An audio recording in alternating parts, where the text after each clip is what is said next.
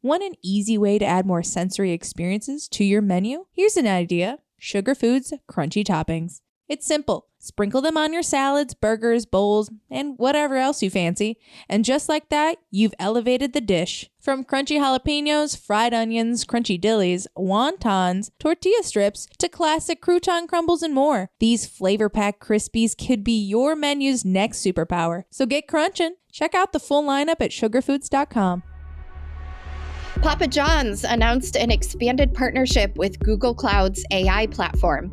Casual dining has a new king, and President Trump announced sweeping new tariffs this week.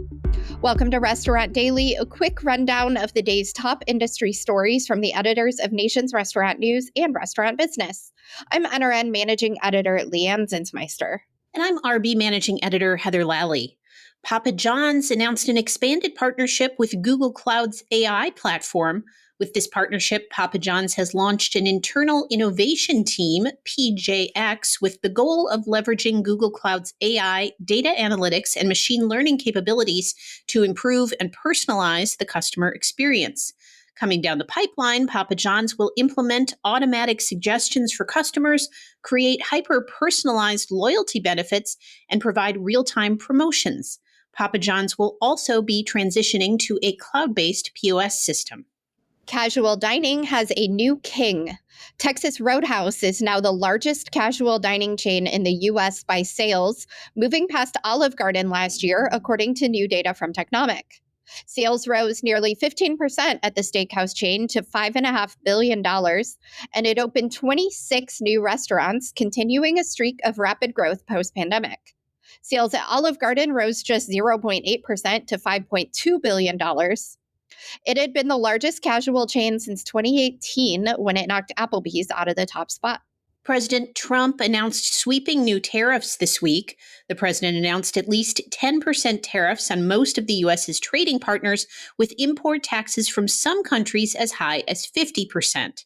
On average, U.S. taxes on imports average more than 22%. According to Yale, that's the highest since 1909. The announcement sent shudders throughout global markets, sending stocks down steeply on Thursday, including most restaurant stocks. The tariffs are expected to drive up costs for businesses and lead to higher inflation. For restaurants, they add another dose of uncertainty after 5 years of disruptions. The corporate staff at Panera Bread's 2 support centers will be returning to the office at least some days each week. Now that CEO Paul Carbone has dropped interim from his title, one of his first moves was to cut back on remote work and call staffers back to the support centers on a hybrid basis at least 3 days a week. The move comes as Carbone addresses the turbulence over the past 2 years.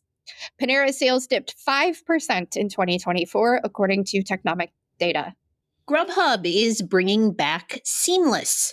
Seamless is the New York City-centric delivery brand that was merged with Grubhub in 2013. Then in 2021, under new ownership of Just Eat Takeaway, Grubhub phased out Seamless as a separate brand.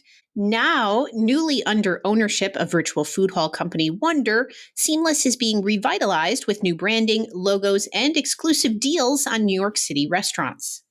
Jack in the Box is being accused of forcing a sale of a large Washington state franchisee.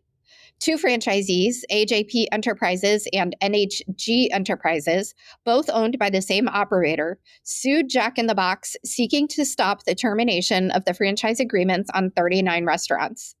The lawsuit accuses the fast food chain of improperly terminating those restaurants over the closure of 8 other underperforming locations.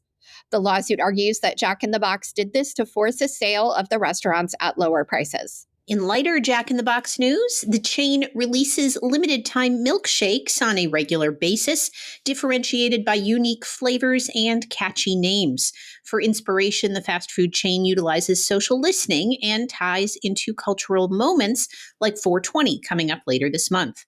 For that annual cannabis celebration, Jack in the Box is launching the Pink Pineapple Express Shake, a purple-hued shake made with ube tied into Halloween. These specialty milkshakes go for around $5.50 and build incremental sales as add-ons or snacks. Portillo's is about to start testing breakfast at select restaurants in Chicago. The chain posted an image of a breakfast sandwich on Instagram earlier this week, with the date indicating something is coming April 15th. Company officials have confirmed that a breakfast test is coming, but what's on the menu, the hours, and the specific restaurants where this will happen have not yet been revealed. For the fast casual chain, expanding to the morning daypart could be a traffic booster, but breakfast is not an easy daypart to break into, and Portillo's already has the challenge of raising brand awareness as it moves into new markets across the Sun Belt. Stay tuned for more details. And that will do it for today's edition of Restaurant Daily. I'm Heather Lally. And I'm Leanne Zinsmeister. Have a great day. Thank you for listening to today's episode of Restaurant Daily. Rate us on Apple Podcasts, Spotify, and subscribe. Want an easy way to add contrast to your menu? Add Sugar Foods crunchy toppings to your salads, burgers, bowls, and more. From crispy onions and crunchy jalapenos to wontons and then some. These toppings could be your new superpower. Check out the full lineup at sugarfoods.com.